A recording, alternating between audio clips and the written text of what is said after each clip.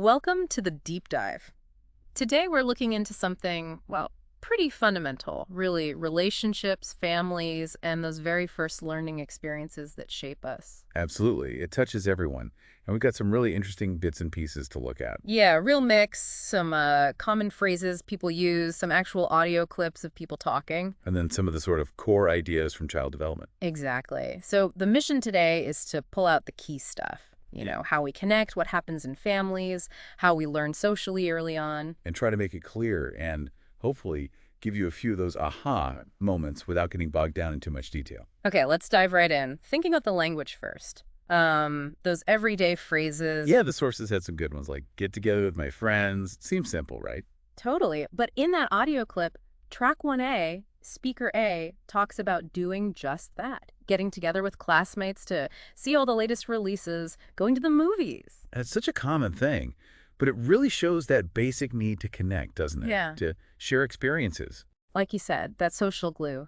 Sharing popcorn, sharing the experience. Precisely. And the vocabulary resource we looked at, the conversational English phrases, it kind of reinforces that. Our connections are so often tied to doing things together. Right. It's not just being near someone. It's the shared activity.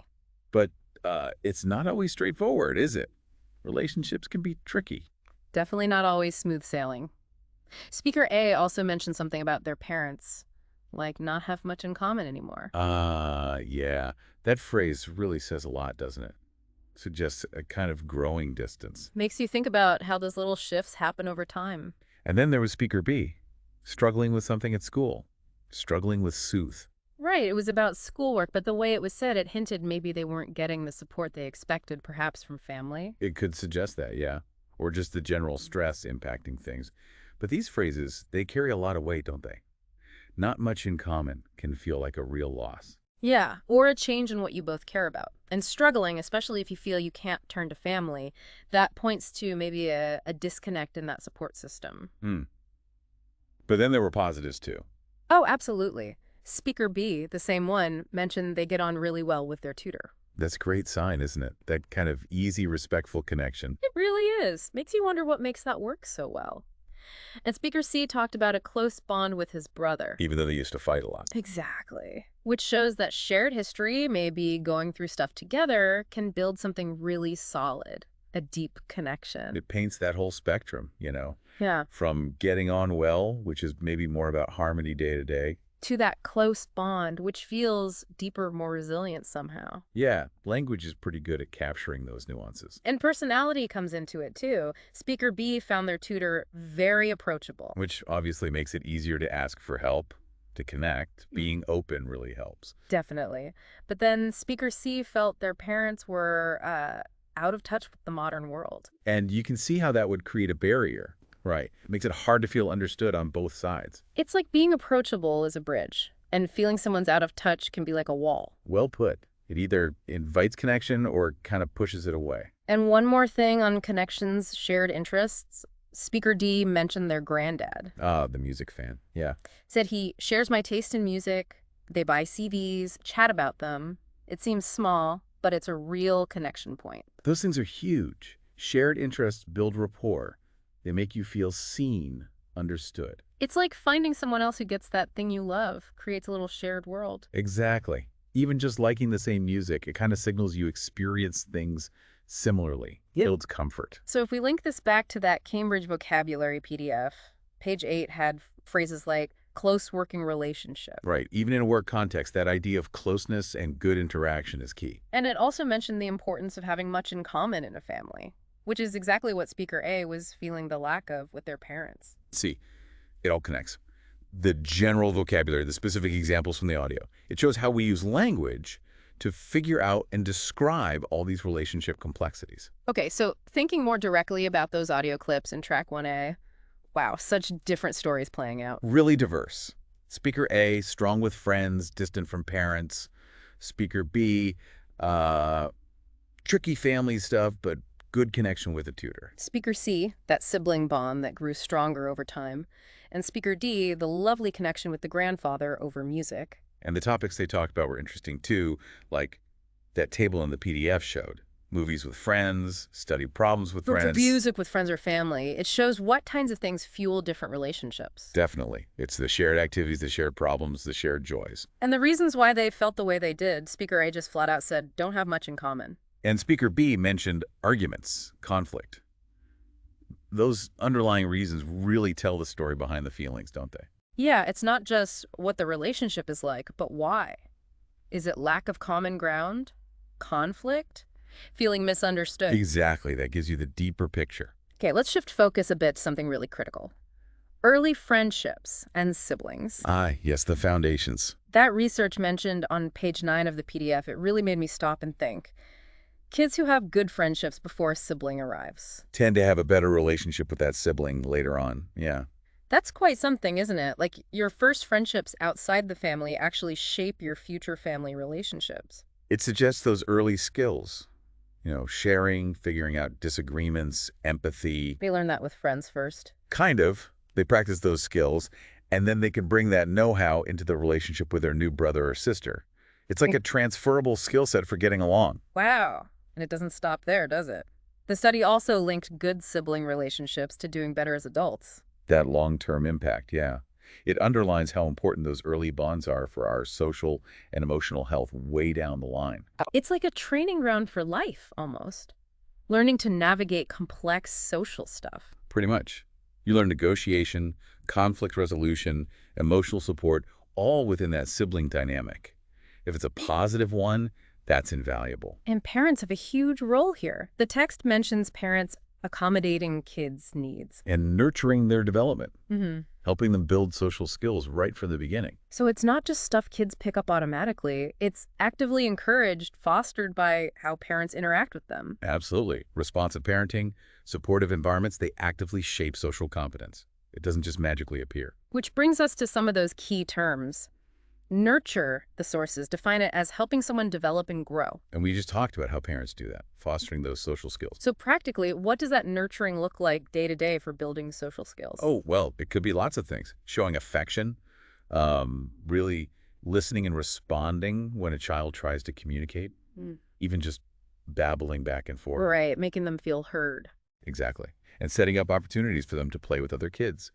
How parents handle things like sharing or disagreements during play also teaches huge lessons. Different approaches, like being really strict versus more guiding, will shape those skills differently. Makes sense.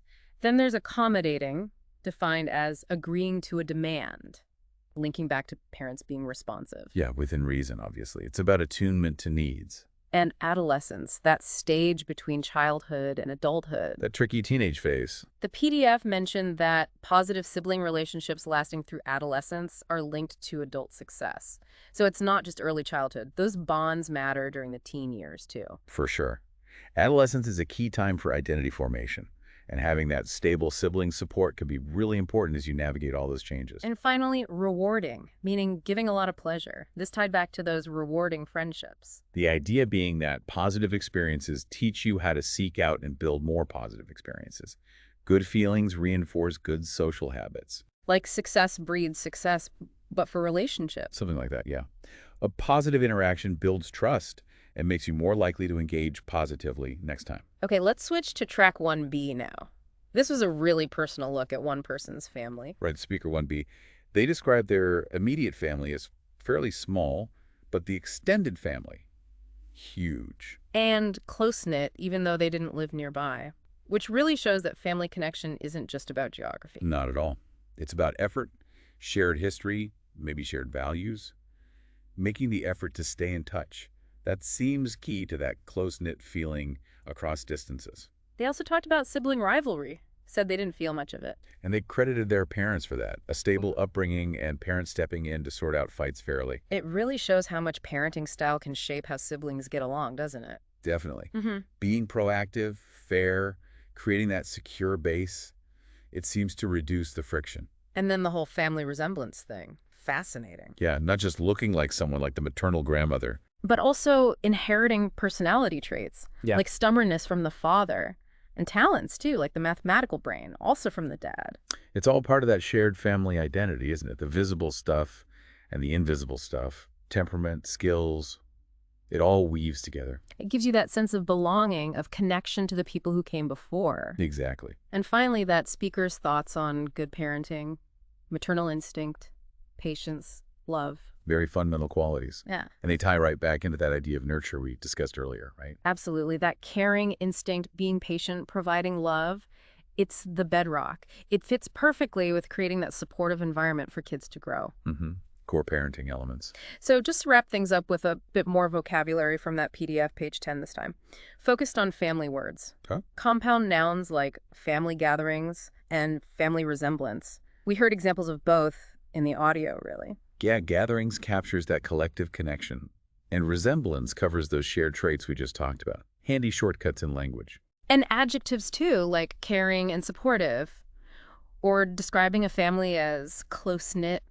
Again, words that came up in the personal stories, they help us describe the feeling, the quality of the bond. Right. Is it warm, supportive, tightly connected? And the PDF defines some of these caring and supportive being about emotional connection, similar for shared character, determined to an unreasonable degree. Which is a polite way of saying stubborn. Yes. Eh.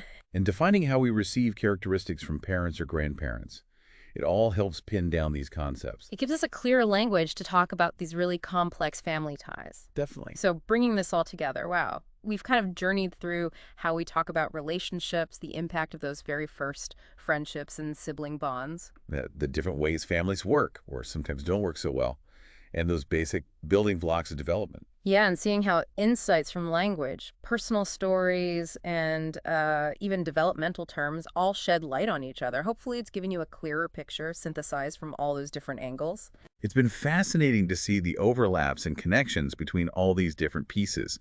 It really highlights how central relationships are to, well, everything. Okay, so here's a final thought for you to maybe mull over. Thinking about everything we've touched on, the communication, the early bonds, family dynamics, what single thing do you think is the absolute most important factor for building strong, healthy connections in life? That's a tough one. And maybe also, how does knowing about the power of those early friendships change how you might think about or approach your adult relationships now? Definitely some food for thought there.